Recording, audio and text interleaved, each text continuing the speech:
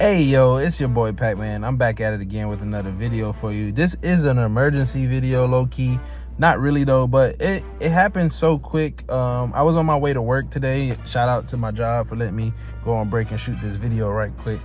But I was on my way to work this morning and my boy Brandon sent me 3 screenshots in the group chat today.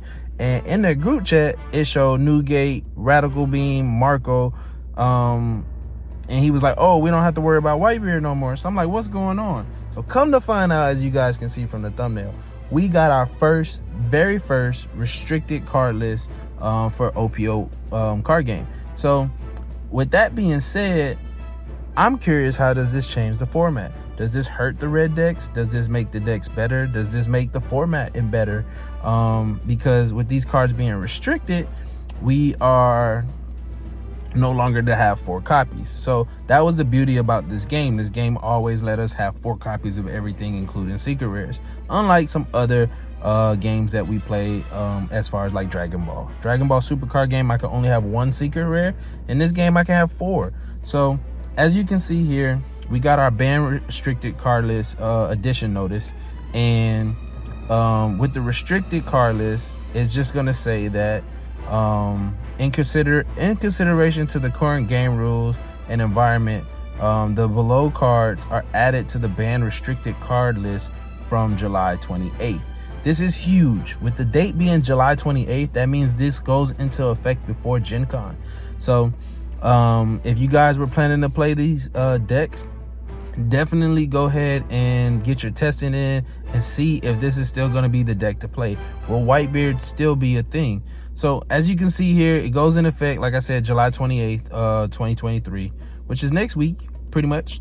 And all these cards are only going to be limited to 1. So we're going to start with Edward Newgate. 9-drop Newgate. It's huge. Just in case you guys don't know what it does, on play it gives your leader 2,000 power. You do have to choose your leader and give your leader 2,000 power until the end of your opponent's next turn. Now, it's the reasoning for this card being limited to 1. It just says when this card is combined with Edward Newgate or Zoro, theoretically every red deck, let's just say that every red leader that can play this card, the durability of up to 1 of your leaders gain 2,000 power until the start of your next turn, and then you cannot add cards from your life to your hand using your own effects during this turn. Afforded players a substantial advantage against their opponent. Furthermore, using this card with such things as Radical Beam and Guard Point enhance the durability even further. In addition, the introduction of OPO3 EZO made it possible to replicate this situation with a high degree of probability. So due to the reasons above and the win rates, high win rates of tournaments, we have determined that this impedes on the offensive and defensive tactics that are central to the environment of the One Piece card game. As a result, we decided to designate this card to a restricted card. Restricted cards meaning 1 card per deck, 1 copy per deck. Now, I do like that they put the disclaimer here saying that this may be lifted upon OPO4. We do get OPO4 in, I believe, in America in September. So with that being said, we could have this lifted from it with, you know, with the underperforming. Now, if the deck's underperformed, then yes, they'll probably go ahead and lift the restriction.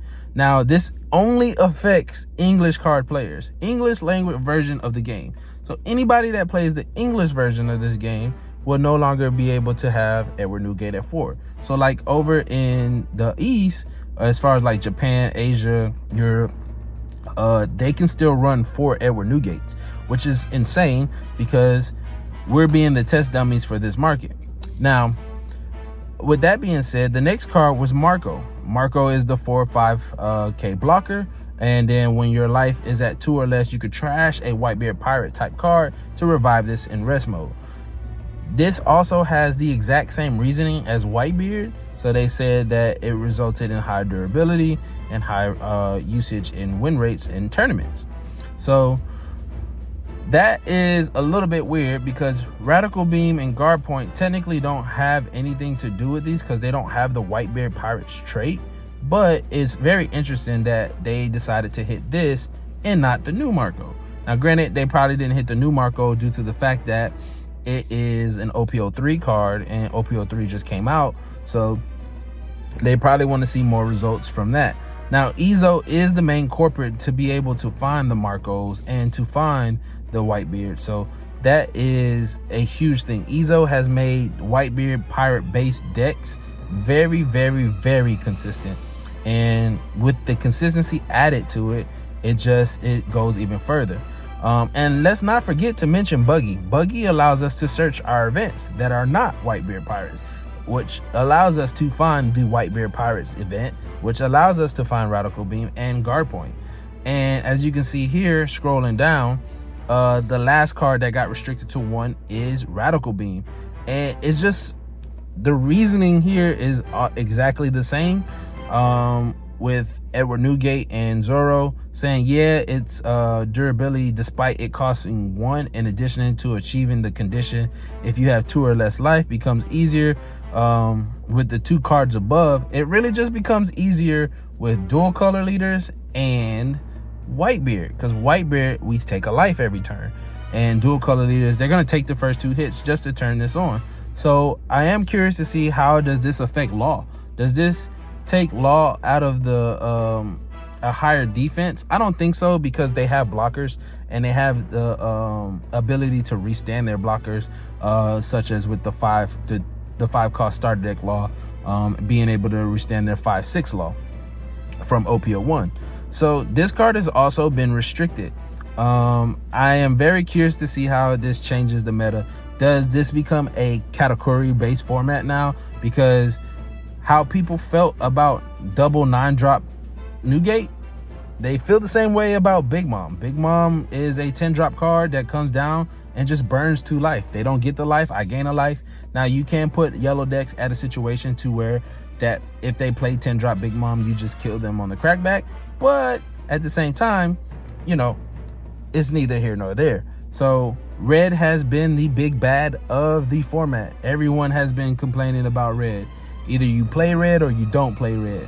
And me being a Dofi main, I didn't mind it. I just had to see my Mihawks. There was no way to search my Mihawks to find my 9-drop Mihawk. So if we were to get a searcher for the Mihawk, then maybe, just maybe, that becomes even more consistent. So we'll see what happens. We have some tournaments coming up. I am curious to see how they are going to affect. If you guys want to see this for yourself, I'll put the link in the description below for you to go straight to the website to be able to read all these things as well. We did only think that we were going to only have a format with the 2 cards banned that were previously banned at the start of OPO3, which was Moby Dick and Kabaji. But we got our first restricted list. Let me know what you guys think about this in the comments. Do you agree with these things? Do you not agree? Do you want to see something else change? Should these cards have been limited to leader specific only, or should they have been banned entirely? Or do you agree with the restriction? Remember, if anybody got a problem with you, tell them to kiss your ears, because that's what I do. If you're enjoying the content, make sure you like, comment, subscribe. Peace, love, happiness. I'm out of here. Got to go back to work. Gone.